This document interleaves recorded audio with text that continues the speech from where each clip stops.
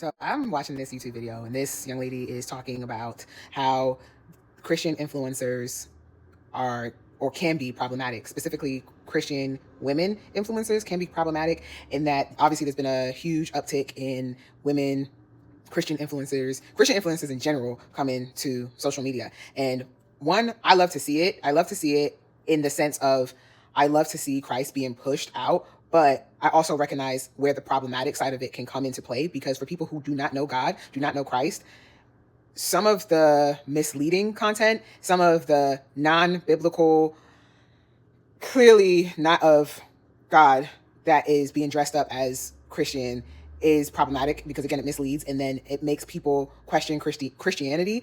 But my thing to those people also is that there are people like DJ Khaled, who is Muslim, right? He's Muslim, I believe. And he lives his lifestyle. We see what DJ Khaled, the world that he's in and all of that. And he talks about his religion, maybe not all the time, but he recognizes as Muslim. And no one denounces Islam because of him and his actions. They know what that practice is, but they don't sum it up because of him and his actions. So it bothers me so bad when people see some of these Christians who claim Christianity but aren't necessarily moving in that way. One of the people that was just presented was Alexa Sky, and when she had her whole coming to Jesus moment and then backtracked on it. And my thing is, when has Alexa Sky ever been a role model, first of all, in that space? Second of all, everybody has their own journey. She could have very well had convictions in the moment and was struggling with those convictions to where she was dipping in and dipping out. Like, it happens in the walk, and there's a moment you come to where you're fully just surrendered and turn to Christ.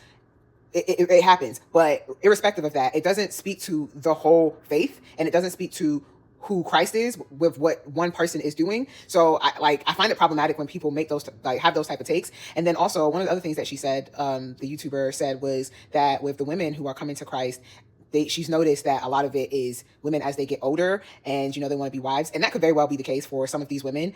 That could very well be the case. I don't doubt that that is a reason for some people, which I honestly think is valid. If you are at a different stage in your life and you want to change your life intentionally, and you know that this is not going to get you to the place that you want to be in life, what is wrong with then making that change, even if that change is faith-based? Just thank God you've come to God. You've come to Christ. My hope is that in that process, you've actually developed a relationship with Christ, with God, to where when that goal of marriage is fulfilled, you are continuing to walk in that faith, and it's not solely based on that. But also, yes, as you get older and you experience certain things, you do have those moments where it's either it's an encounter with Christ, and you then turn your life to Christ, or you make a conscious decision like, listen, I'm tired of living my life a certain type of way. Nothing else has worked out for me. You become wiser, you have more experiences under your belt, and you might make a conscious and mature decision to seek the Christian faith. It just happens. It doesn't have to be led by that. I don't know. I get it that Christian influencer culture has become a thing, and not everybody is genuine, and a lot of people are doing it just for likes and clicks and all that kind of stuff. But I think we need to be careful with what we are saying when it comes to this, because